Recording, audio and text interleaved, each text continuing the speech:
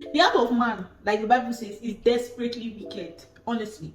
Because I don't understand. It's wild out there. People should be careful, please. Yes. Welcome back to my channel. If this is your first time here, welcome. I'm glad to have you. Please do well to subscribe and don't forget to click on the like button. Yeah, click on the like button. I'll wait. I won't talk again. Thank you for liking. Thank you, and don't forget to subscribe also. I appreciate you guys. You guys are the real MVP. Can't wait to share what we have to talk about today. Stay tuned. I love you.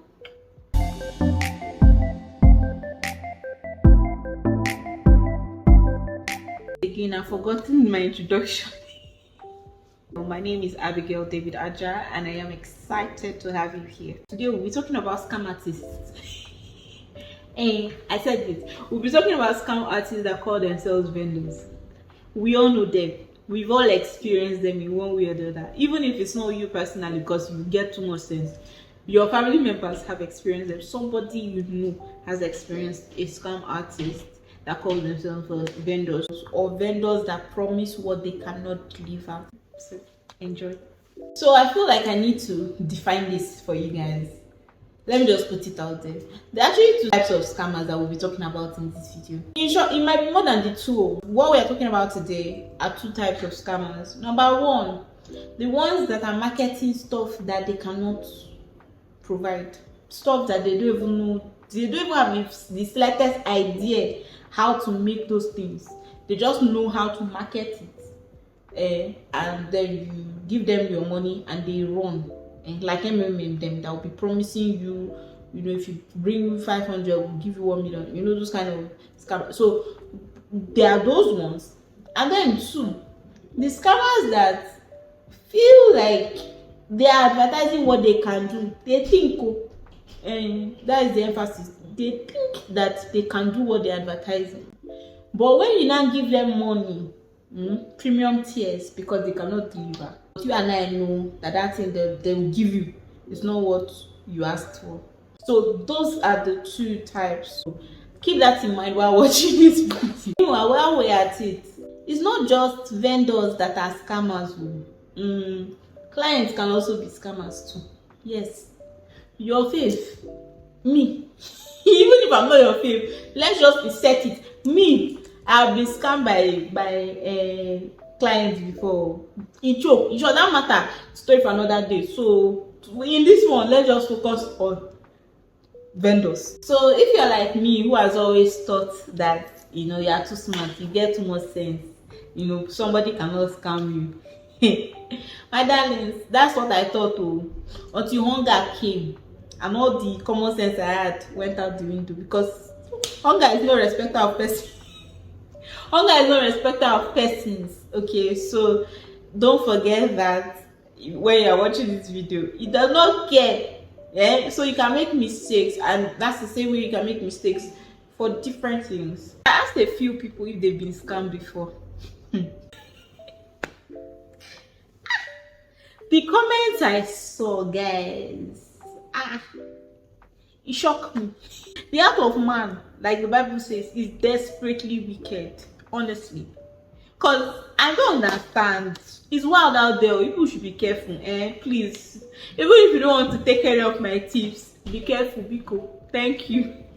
Now to the main thing for today. How do you identify scammers that call themselves vendors? Have you ever experienced them? Has anybody ever scammed you before? I know that most times shame is to catch us. So we don't like sharing our experiences. But please, if you're not ashamed like the others, in short, I will share my own so that you guys know that it's not anything. So if you've ever been scammed before, please leave your experience in the comment section. Let somebody learn from you. If you know someone that has been scammed before, you can also share that story as well. We'll be glad to learn. We are all here to have fun, laugh, but also learn, right? So please just do that. Thank you. Now my own, this was maybe 7, 8, 9 years ago. I don't remember exactly, but I was an usher and I had just come back to Nigeria from school, and so I wasn't really conversant with Lagos as much. Yes, I used to go home every holiday, but I wasn't really used to Lagos as much as I was growing up, right? And this area of Lagos was not where I was used to. It was about 9 and their restaurant was closed. There was nowhere to buy food around, and if you know me now, any excuse not to go out, I have it. So I searched online and I stumbled on this vendor. They had a shop. They actually had an address. They had a phone number on the Google search. Then they had, you know, an Instagram page. They also had a Google page, you know. So they were set up. Next year, I said, okay, what do people have? Can I order something? And then they said, oh, they don't have this, they don't have that, they don't have this, it's late already. I mean, it made sense. So what do you have? They said they have shawarma. Your friend wanted to eat shawarma. How much was the shawarma? They said 700 naira for one. I said, ah, that's very cheap. They're like, oh, it's late, blah blah blah blah blah. And I'm like, well, it's even 700. I can afford 2. As a dogo that I have. So I ordered for 2 shawarma. Now, yeah, send your dispatch. So they said I have to pay. They said Surulere is risky and the dispatch guy can't come with cash, you know, to give me change. I'm like, no, let me pay with POS. And they say their POS is not working. But yeah, now, so how will I pay? They say I have to transfer. That the guy is coming back to transfer. And normally they don't even like send out their stuff without collecting payment, because some people run away. I mean, if you live in Lagos, you know how crazy it can be. So it sounded realistic, right? And since I think that it was a real shop, I decided I would go ahead anyway. 10 o'clock, I not see my shawarma. 11 o'clock, I not see my shawarma. I called them, I said, how far now? Where's my shawarma? They said, that my transfer did not come in. They didn't see my transfer. They did not come over. You guys, like, let's just cut story short. They no come. In short, the next day, I still called them and I'm like, you guys never brought my shawarma. I want my refund. They called me for my account details. They called me 3 days. For 3 days. I don't, in my mind I was like, nah, me mess up now. You don't go. But these people kept calling me, guys. I don't know what. Oh, did I tell people that they said the first transfer did not go, that they'll reverse, that the bank will reverse the money to me, but I should transfer another one? Hey God. In that moment, I said I have messed up. In that moment, oh, that was when I realized that, because I'm like, the first payment I made, you people have said you can't find it. I have offered you people cash, but you're not telling me you want me to transfer again.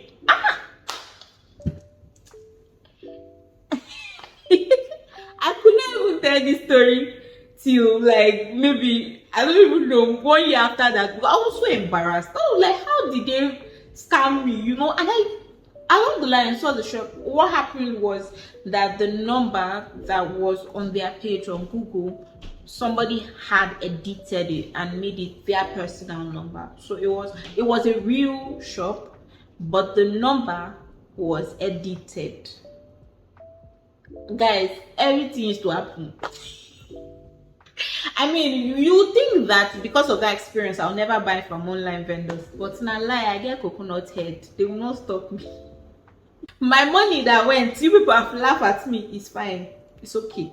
Now, somebody else's experience was them saying that they ordered a pair of slippers for their friend, and you know, they had discussed with the vendor that this will be delivered on the friend's birthday, and on the friend's birthday came now, no slippers, you know. So the person that ordered the slippers now called the vendor, that how far, where's my slippers? That was say, I'll get back to you.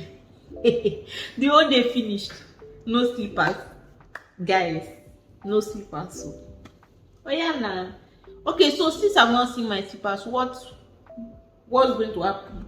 The person said, oh, that the dispatch guy that they sent the slippers to disappeared, ran away with the slippers. Of all things for a dispatch rider to run away with slippers, female slippers for that matter. Dispatch driver na man. Wetin you want? Okay, maybe get babe. I didn't think about He asked babe that wear their same size. Ah no. So this person did not get the slippers he ordered.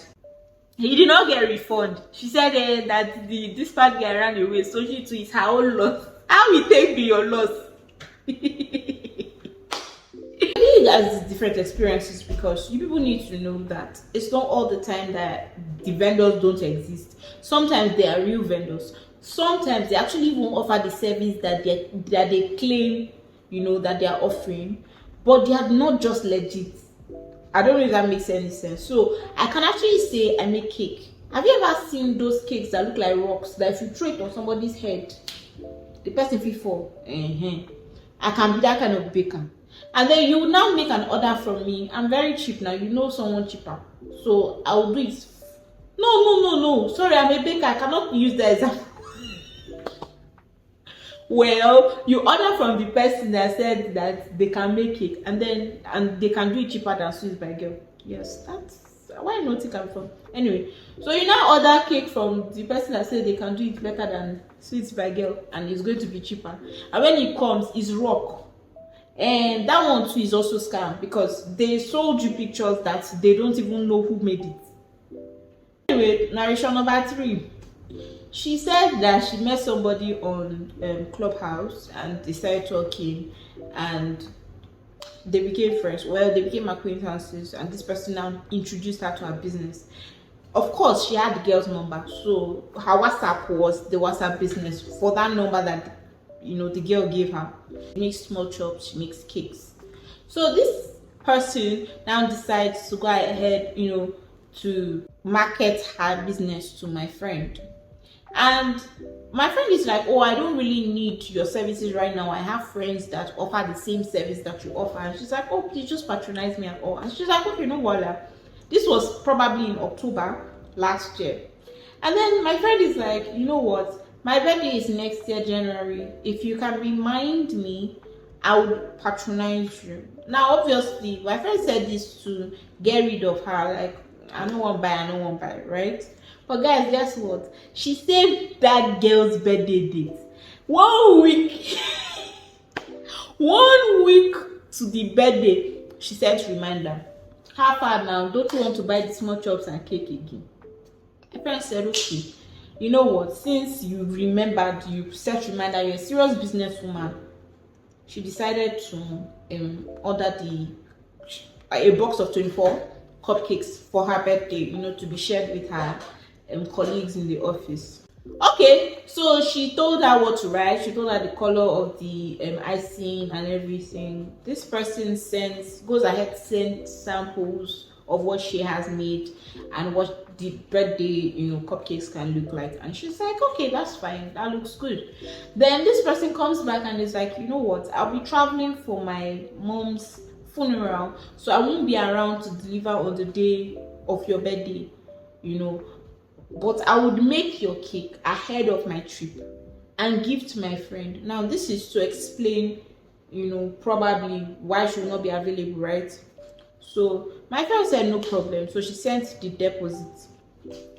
A day to the birthday, this vendor sent a picture of the proposed design of the cake that she has designed for this my friend. Now say, okay, why is there no name on my cupcakes? You did not write happy birthday her name. She said that she didn't write it because she does not trust the person that she kept the cupcakes with. She feels like the person will smudge it. Now this is where the mess up came. I listened to the audio and the lady actually said she made the cake using buttercream and that buttercream smudges. So she now used whipped cream to write the name. Ladies and gentlemen, as the baker that I am, I would boldly tell you, na lie. It's supposed to be the other way around. Now, my friend obviously was not a cake person, so she didn't even know this. The moment I listened to that voice note, I started laughing because I was like, okay, any baker or anybody that is conversant with buying cakes and stuff like that would know that this is a lie, because whipped cream is the one that smudges, buttercream is the one that is a bit more stable. So what is this vendor saying? So Okay, now they've sent a sample of her cake, right? Everything is fine. So in her mind, because she asked for black buttercream or black, decoration on the cupcakes, and that's the picture that was sent to her. So obviously her order was ready. On the birthday, no cake, no vendor. I don't even know what happened to the vendor, because the vendor was not picking calls, the vendor was not responding to messages, nothing. But her cake was ready, waiting to happen. She don't know. But guess what, guys? She said that a few months later, she checked that person's number again and realized that the business had changed, as in on to the next scam.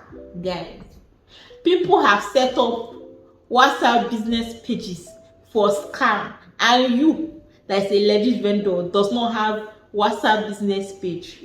Are you playing? Is this playing? Because we that do real business, that have things that we actually do, we don't take our Instagram, and anyway, that's even matter for another time. We'll talk about it coming up.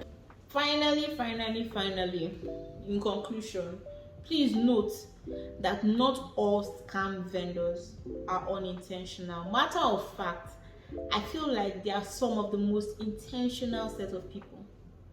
They're intentional about their scamming business. If you've ever been scammed before, you will know what I'm talking about. What am I even saying? That the third experience that I shared about scams happening to people, the vendor or the thief reminded her about a promise she made the year before. Guys, who else is that intentional? She put a reminder to remind her to ask my friend for the order that she promised her. Isn't that proof that they are very intentional about their business? They actually even, I think some of them are even more intentional than actual business owners. I feel like we should have a conversation about, being intentional in business. I don't know, maybe this would birth that, maybe, but let's see. Thank you so much, guys, for watching. Thank you for coming back. Thank you for all the love. Thank you for the shares. Thank you for everything that you guys do. I appreciate people, and I'm always here, and I can't wait to see you on the next one. Until then, I'll always remain Abigail, and I love you guys to bits. Bye.